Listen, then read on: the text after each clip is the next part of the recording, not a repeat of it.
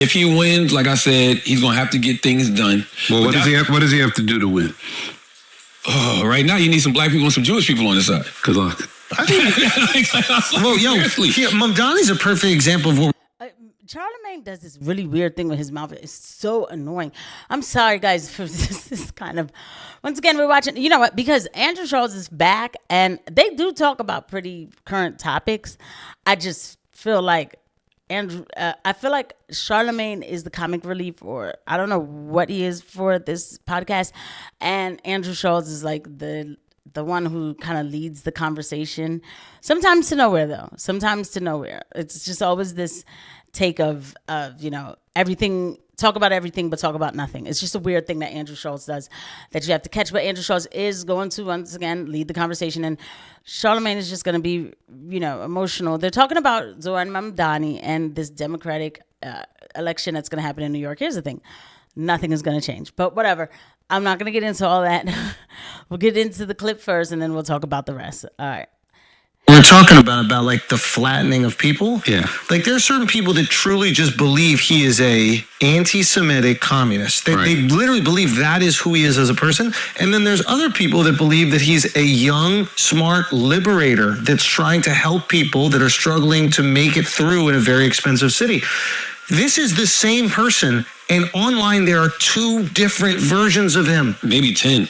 No, exactly. There's 20. There's a million different ones. And it's like... Muslims got mad at him the other day because he said he wanted to decriminalize prostitution.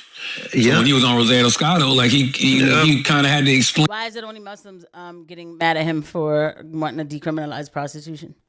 What happened to the Christians? Why did I get mad at him for that? Kills me. Wow. That's crazy. Do you support decriminalizing prostitution? Yes, right now what we see in this moment is we have an approach that is not putting safety first. What we saw with the previous mayoral administration was an end to the raids that we saw on sex workers, an end to prosecutions that were taking place of sex workers themselves. What we have to bring to City Hall is a focus on ending sex trafficking, on ensuring that there is no tolerance for violence against women, and also having safety at the cornerstone of all the... So we're going to... Wait a minute. So what is this? We're going to... What? So we're going to decriminalize this quote, industry. I can't say the word over and over again. And what exactly? And what exactly? And then what? Give them education on how to be better at it? What is going on? This guy's crazy. And believe me, any Democrat who comes in is probably going to do this too. What is happening? That's disgusting. By the way, guys, if you like this clip, please don't forget to hit the like and subscribe button and a notification bell. Thank you to every eye that lands on this video. Wow. Policies that we pursue. And when we look at the findings of whether it be the World Health Organizations or the United Nations Working Group on the Safety of Girls and Women, we find that decriminalization is one that actually provides the most safety for these sex workers. A lot of people are concerned about the young girls being trafficked. But Muslims like, what do you mean you want to decriminalize prostitution? Yeah. Like, even though Diddy would love that, right? But just like... And he won't do it anyway, so what's the difference? But he said he wanted to.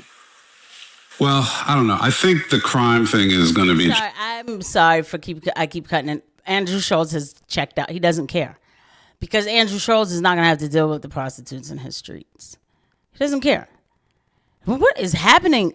So this is going to be happening in New York? Oh, my God. Challenge for him. The crime thing it's a challenge for me. Like, if I had one reservation, it's...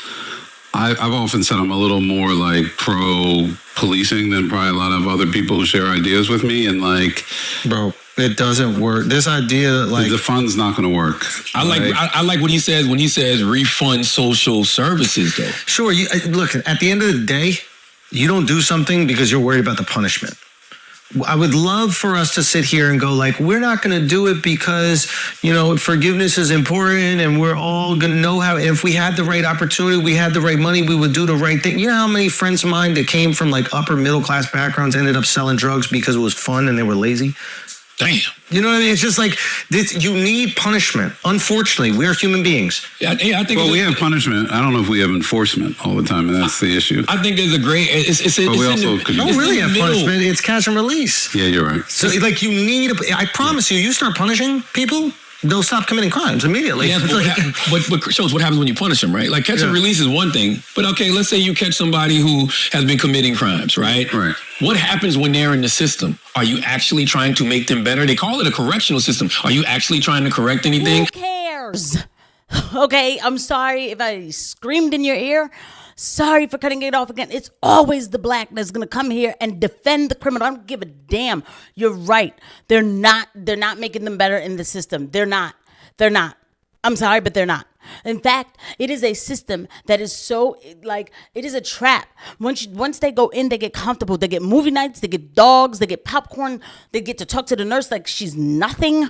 You know, they disrespect the nurse. You know, all of this stuff. They do whatever they want. It is entitlement, more entitlement inside. I don't care. I get them off the streets, okay? All of them. I don't care what color they are. Get them all off the streets and stop terrorizing the free people, the law-abiding citizens. I don't care. Like, I'm so sick of this stupid conversation. Where has it gotten us? To catch and release? Where people with 14 priors are busy knifing people on buses or ending lives of young black men who are maybe going to school or something, but then they get dropped just because some angry, miserable person with 14 priors, some girl who's on a bus, a white girl on a bus, minding her business, one with 14 priors comes and knifes her. I don't care. I don't care what they're doing. Get them off the streets. Are you teaching them how to eat better? Are you giving them proper mental health services? Are you letting them learn a trade that they can take with them when they do get out into society? Are you giving them a higher education while they're in there? Like, don't just take these people and lock them up and throw away the key. Yeah. There should be some real. That's not what they do. They don't lock them up and throw away the key. I was a prison nurse. They get every program you could think of. They get degrees. They get everything. Okay? They don't lock them up and throw away the key. They give them mental health. They do all of that, what he's talking about. And then they still complain. They call their moms. And then they call their moms and say, oh, I didn't get the Band-Aid fast enough, Mom. I didn't get the Band-Aid fast because it's like a million of them down there in triage, right? And they begging for Band-Aids and begging for this and that. And then the nurse is trying to get it done and it's not getting done fast enough. Then the mom is calling up there, cursing people out. And the next thing you know, the news is there. And then people are sitting up here protesting because, oh, the shower didn't work or whatever. It's jail. I'm not saying to treat people like animals, but I don't care. I don't care. They get everything they want. They get surgery. They get everything. I'm sorry. You'll have to excuse me. Yes, I did take over this one. Like, I just cannot believe that he's sitting here doing this. Well, I don't give a so wait a minute. So hold up. You're talking about people who might have even possibly hurt kids, and you care that they get good food and they get treated well? I'm sorry. I'm sorry. This is a weird dynamic. It's always been a weird dynamic to me. Rehabilitation for these people, so when they go back out in the streets, then maybe they can go find a job and don't have to resort to a life of crime. If you're putting them in a situation where they go into these jails and now they just got to survive, one hand on their motherfucking butthole, you know what I'm saying? Literally, right? They become more savage. They become more of an animal. Like, let's rehabilitate these people and send them back out in the street. That. But there is one line between this conversation and the Charlie Kirk conversation that I feel is at the core of it. But talk to me.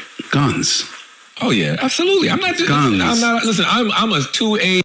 Done with it. Wait, he's a what?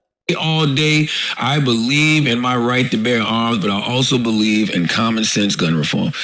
No such thing. These stupid criminals that you're talking about, they get them hammers for $15 on the corner. They're so easy to get. They don't no background checks or anything.